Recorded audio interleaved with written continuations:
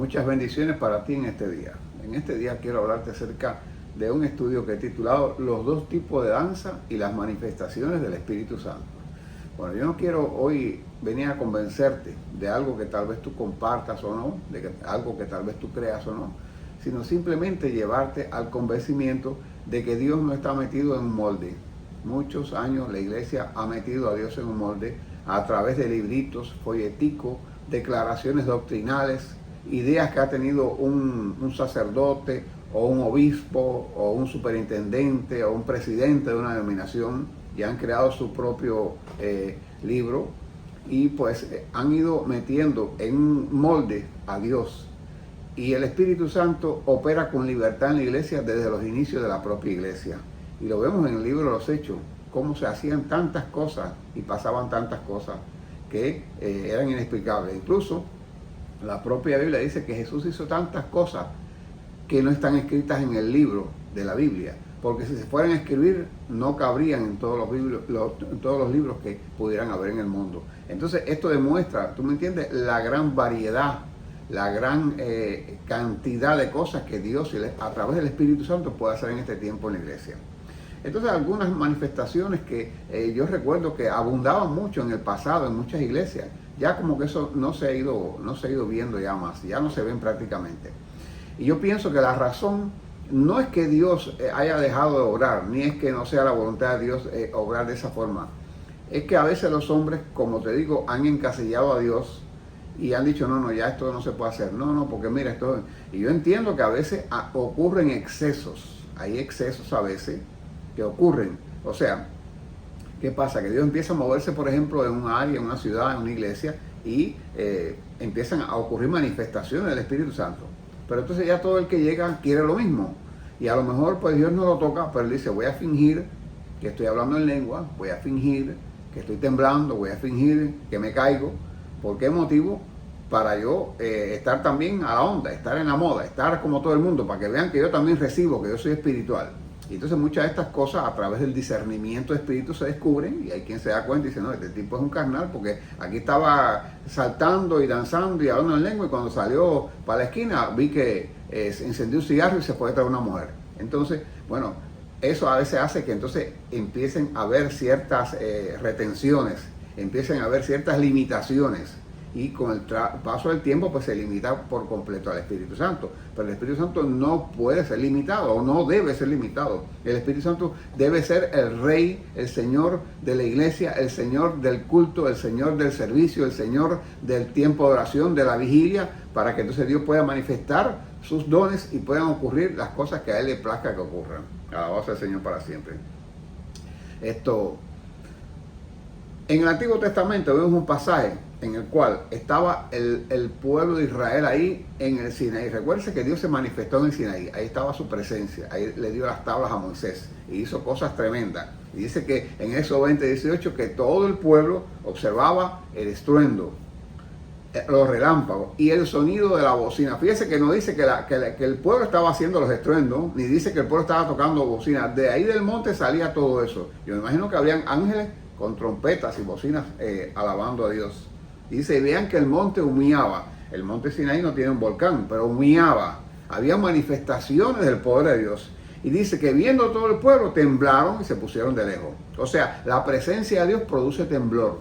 Por eso es que usted a veces que va, yo he visto personas que van por primera vez a una iglesia inconversos y han recibido manifestaciones del Espíritu en su vida y lo han testificado. Pues no, yo entré aquí, me pasó esto y esto. Y son gente que no saben nada. Y han estado calladitos, pero han estado sintiendo y después lo han contado. En Hechos, capítulo 7:32, Pablo, cuando va camino a Damasco, se le aparece Dios y dice, soy el Dios de Abraham, el Dios de Isaac, el Dios de Jacob. Y dice que estaba temblando y no podía. Dice que estaba allí tocado por Dios. Y dice que en ese camino a Damasco le rodea una luz repentinamente y él cae a tierra. Aleluya. Y un día tenía un diálogo con una persona que no cree esto y me decía, no, pero es que la gente se caen, pero se caen hacia adelante porque caen postrados ante Dios. Bueno, claro, Te puede caer postrado, pero usted cae postrado cuando usted decide humillarse ante Dios y usted cae. Pero no es porque Dios te tumba para adelante para que te humille, porque Dios espera que la humillación hagas tú. Humillado delante del Señor y Él los exaltará. Eso es diferente. Ahora, cayendo en tierra, oí una voz que le decía, Saulo, ¿por qué me persigue? Entonces, en Juan 8:16 vemos un ejemplo típico de este tipo de caída. Dice que estaba Jesús allí con sus discípulos, vienen a detener a Jesús y preguntan, ¿quién es Jesús? No venían a detener a los demás, venían a detener a Jesús, a arrestarlo. ¿Quién es Jesús? Y él dice, yo soy. Dice Juan 18:6. Y cuando Jesús dijo, yo soy, retrocedieron y cayeron a tierra. O sea, su caída fue para atrás, no fue para adelante. No fue que cayeron humillados porque ellos no venían a humillarse, ellos venían a arrestar a Jesús. Ellos no cayeron para adelante para humillar y decir, oh, tú eres el rey de los judíos, nos postramos ante ti, estamos aquí caídos. No, no, no. Ellos cayeron atrás. ¿Por qué? Porque el poder de Dios, recuérdense que Jesucristo es Dios. Y es tanto el poder de Dios que Él dijo, yo soy. Y cuando dijo yo soy, aleluya. Cuando Moisés le dijo a Dios, Señor, ¿cómo te voy a nombrar si no sé tu nombre? ¿Quién eres? ¿Cómo te llamo? Yo soy el que soy. Jesús le dijo a Moisés, yo soy el que soy. Y aquí Él está diciendo nuevamente, yo soy. Gloria al nombre del Señor para siempre. Otra manifestación es ser transportado en el aire. Hechos 8:39 dice que cuando subieron del agua, había un bautismo, el Espíritu del Señor arrebató a Felipe y el eunuco no le dio más. Aleluya. Dice, pero de repente Felipe se encontró en Azoto. Gloria a Jesús. O sea, estaba aquí, en este lugar, en un estanque, en un lugar donde había agua, bautizando al eunuco etíope. Y fue arrebatado, fue transportado en el aire. Hoy en día el hombre ha querido inventar la teletransportación. Y en las películas de ciencia ficción se ve eso. Pero aquí hay una real. El Espíritu transportó a Felipe y dice que se encontró en Azoto, o sea, en otra ciudad que se llamaba Azoto. Vemos a Juan en la isla de Patmos también. El Espíritu lo transporta al tercer cielo, es arrebatado. Hay una teletransportación al tercer cielo. El sanar con la sombra. Gloria al Señor. Mire, el Evangelio es de milagro. Dice, el Evangelio es de milagro. Y hay cosas que nosotros no entendemos, pero ocurren. Y a veces, como digo, queremos meter a Dios en un molde. No, hermano, vamos a orar. Hagamos un círculo alrededor del hermano. Bueno, eso está bien, te puede hacer un círculo. Pero hay quien se detiene ahí, solamente hace eso. Quiere que cuando van a orar por una persona, vamos a hacer un círculo, vamos a cogernos de las manos. Y no está mal hacerlo. Pero hacen ese molde y solamente hacen eso. Gloria a Dios. Otros dicen, no, porque Santiago dijo, llame a los ancianos de la iglesia y únjalo con aceite. Bueno, eso también es bíblico. Pero Jesús dijo, vayan a todos los creyentes, vayan por todo el mundo y prediquen el evangelio, echen fuera demonios, sanen a los enfermos. O sea, usted está en un lugar donde dice, no, pero yo no puedo orar por ti porque yo no soy anciano de la iglesia. Yo no tengo un título, yo no tengo una credencial de ministro. No, yo no puedo orar por ti. No, Jesús dijo, ustedes, todos los creyentes, todos mis discípulos, vayan, prediquen, vayan por todo el mundo, prediquen el evangelio, pongan las manos sobre los enfermos y estos sanarán. Gloria a Dios. Usted no meta a Dios en un molde. Bendito sea el Señor para siempre. Y dice que en Hechos 5:15 sacaban los enfermos a las calles para que al Pedro pasara al menos su sombra los sanase. Y dice el versículo siguiente, y todos eran sanados. Los delantales y los pañuelos también se usaban, Hechos 9:12.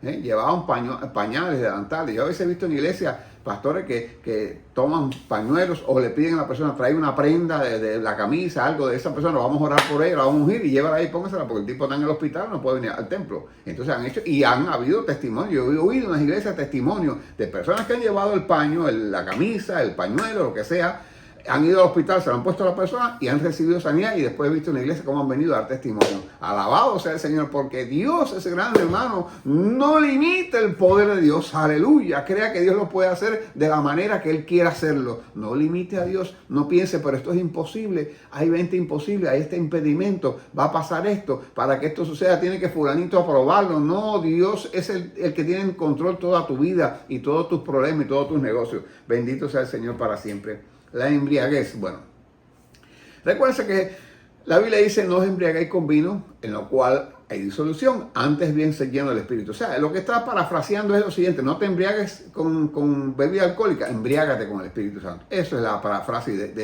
este pasaje. Entonces, la palabra embriagar no significa necesariamente que si tú te embriagas del Espíritu vas a sentir la misma sensación que un borracho, porque no vas los borrachos se ponen ahí y no saben, y a veces cometen hasta crímenes y después ni siquiera se dan cuenta, o el que está endrogado, o el que está borracho. Pero se trata de que puede producir el Espíritu en ti una sensación que tú te sientas como que estás en el tercer cielo en las nubes. ¡Ay, qué rico! Y estás así que te caes al piso y ni te duele. Porque, oye hermano, yo he visto personas caerse y no se han hecho absolutamente nada ni han tenido ningún dolor. Si usted se cae en la carne, porque usted se tira, se mete un mamayazo en la cabeza, hace tremendo huevo, se hace un huevo en la cabeza y el dolor que le va a dar es tremendo. Pero cuando es Dios quien le derriba, gloria al Señor, usted no siente nada porque es Dios quien lo hace. Entonces, a veces hay momentos que Él produce una sensación como que usted está embriagado. Bendito sea el Señor para siempre. En el libro de Daniel 8:18 dice: mientras Él hablaba conmigo, caí dormido en tierra sobre mi rostro, y Él me tocó y me hizo estar en pie.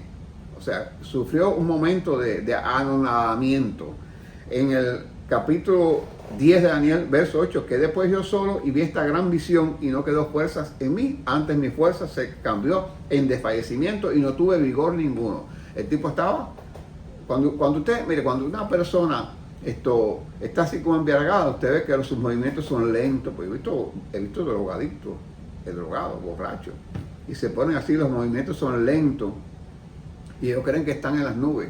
Bueno, pues una sensación no igual, pero parecida, puede recibirla el creyente cuando recibe esta manifestación del Espíritu. No es que todo el mundo la va a recibir en un momento dado, no es que va a un culto, pan, y todo el mundo, pero son cosas que ocurren. Gloria a Dios. Dice que estas cosas las hace uno y el mismo Espíritu, partiendo en particular según Él quiere, hablando acerca de la repartición de los dones del Espíritu. La risa.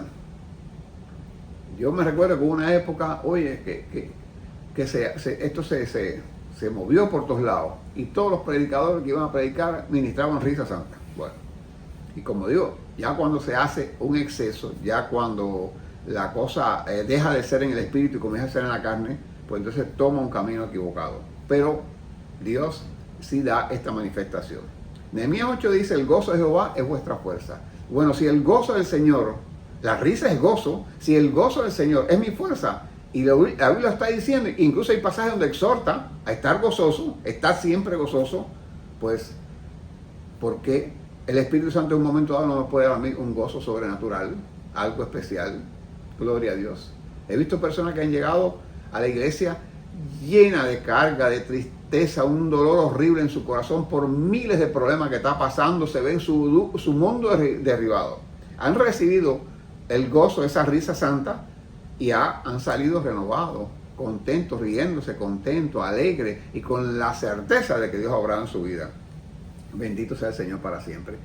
Y entonces fíjense que la palabra dice en el libro de los Proverbios que el espíritu triste seca los huesos. Déjenme decirle que el 100% de las personas que padecen enfermedades en los huesos es porque han tenido mucha tristeza en su corazón y no la han evacuado, porque la tristeza le viene a todo el mundo, el día malo le llega a todo el mundo, pero usted tiene que vivir en el gozo del Señor y dice: Señor, dame fuerza, y reprender la tristeza y sobre todo la cosa, la raíz de amargura. O sea, las personas viven amargadas cuando tienen una raíz de amargura y entonces eso le trae enfermedad a los huesos. Por eso dice que el espíritu triste seca los huesos. Viene la artritis, viene la artrosis, viene el reuma y muchas enfermedades más en los huesos. Alabado sea el Señor para siempre. Ahora, ¿quién dice que Dios no hace reír? Gloria al Señor para siempre. ¿Quién dice que Dios no hace reír? Bueno, en Génesis 21:6, entonces dijo Sara: Dios me ha hecho reír, y cualquiera que lo oyere se reirá conmigo. Alabado sea el Señor para siempre. Aleluya. Dios me ha hecho reír. Entonces, mire, a lo mejor algún super teólogo diga: no, pero esto es como que Sara estaba como que burlándose, porque Dios le había dicho que con 100 años iba a tener un hijo. Mire, la Biblia dice que los santos profetas de Dios hablaron siendo inspirados por el Espíritu Santo. Y los que escribieron la Biblia fueron también profetas que escribieron inspirados por el Espíritu Santo. Si Dios inspiró a decir a Sara de que Dios la había hecho reír, es porque Dios te puede hacer reír. porque la Biblia no está escrita por hombre y razón humana. Está escrita por hombre, pero por medio del Espíritu Santo de Dios. Gloria al Señor para siempre. Recuerdo en una ocasión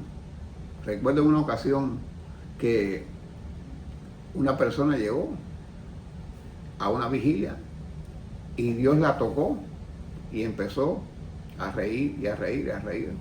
Se pasó horas riendo. He visto personas que han sido tocadas y han empezado a hablar en lengua y se han pasado toda la noche hablando. Mire, si eso no fuera sobrenatural, eso no pasaría. Usted puede en la carne, para fingir, te puede fingir y decir, bueno, déjame hacerme el espiritual, déjame hacerme aquí el que yo sí recibí a Dios. Y empiece usted a hablar ahí en lengua y habla un rato para que lo vean. Pero no se va a pasar toda la noche haciendo ese fingimiento, porque es una cosa que eso no se lo cree nadie.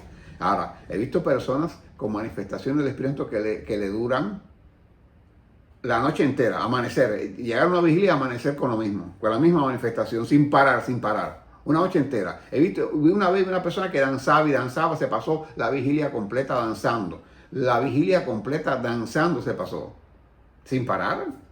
Mire, humanamente, físicamente, no podría porque usted se cansa. Entonces, si eso no es en el Espíritu, nadie puede hacerlo. Son cosas que Dios hace porque Dios es soberano. Alabado sea el Señor para siempre. Como le digo, no digo que todas las personas que hagan una manifestación o que estén, quizás usted puede fingir una manifestación, no digo que todas sean de Dios.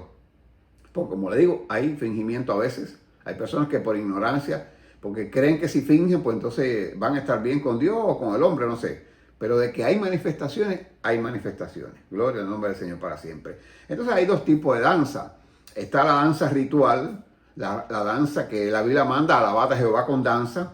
En el Nuevo Testamento no se menciona mucho la danza, solamente el pasaje aquel cuando el hijo pródigo regresa a la casa del padre y dice que oyó la música y las danzas. Ahora, ¿cómo usted puede oír la danza?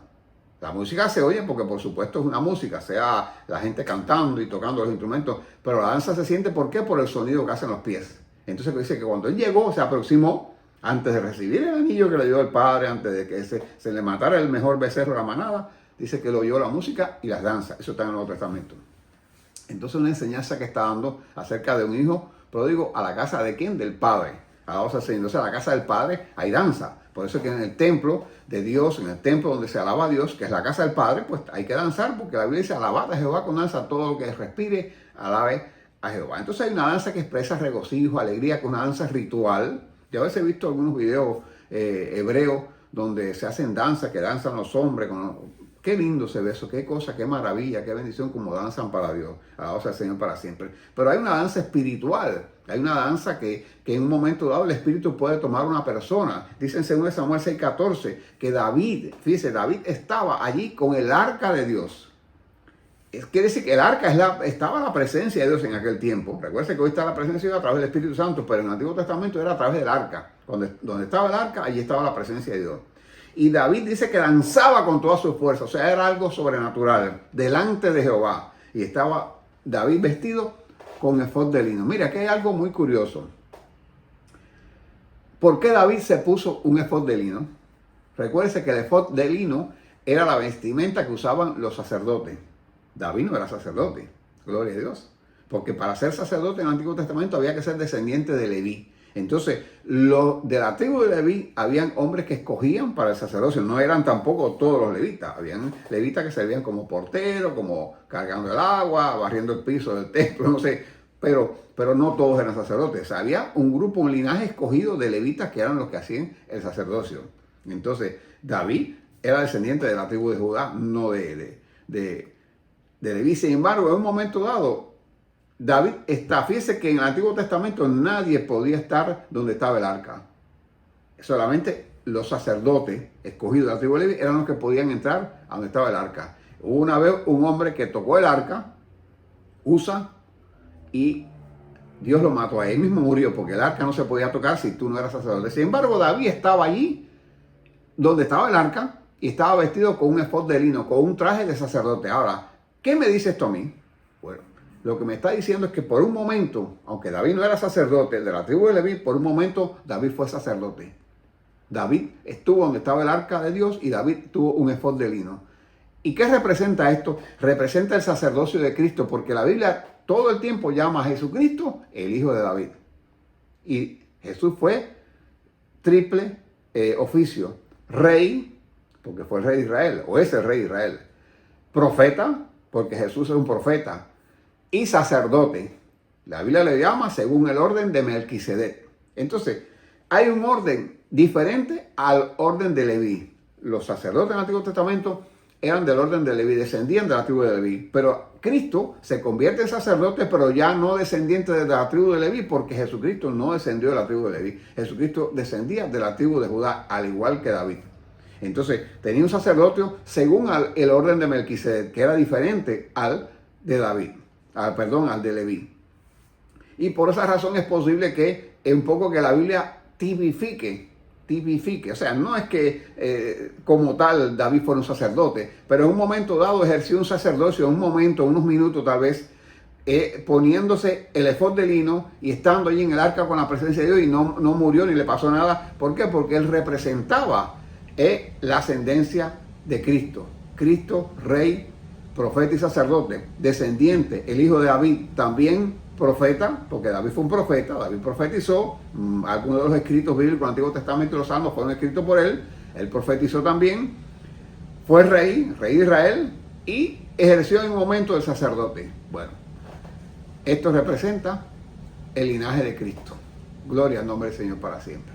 Bueno, que este estudio te haya servido de mucha bendición, que hayas aprendido, y como te dije al principio, no metas a Dios en un molde. No estés haciendo una doctrina como tal de lo que te estoy diciendo. Simplemente cree que Dios es soberano, puede tocar a quien Él quiere y como Él quiera. Gloria a Dios. Si usted hoy va a una iglesia y dice, tráeme acá un poco de tierra de jardín, escupe en la tierra y se la unta a un creyente en el ojo, van y te demandan, porque tienen a Dios metido en molde. Pero Jesús escupió en tierra, hizo lodo, le untó a aquel ciego, y el ciego vio, le devolvió la vista. No meta a Dios en un molde. Dios se manifiesta como Él quiere. Él hace las cosas como Él quiere y en el momento que Él quiere. Y el Espíritu Santo está aquí y es Rey soberano de la iglesia. Dele libertad. Es posible que haya algunos hermanos que en un momento dado cometan un exceso. Es posible que algunos finjan algo, pero qué lindo cuando Dios se mueve, y se mueve de verdad en aquellos que de verdad van de corazón para recibirle. Dios te bendiga. Si te ha gustado el video, dale like, suscríbete si no lo has hecho, y comenta, que eso me ayuda para que estos videos sean promovidos y muchas más personas alcancen la enseñanza de la palabra de Dios. Bendiciones.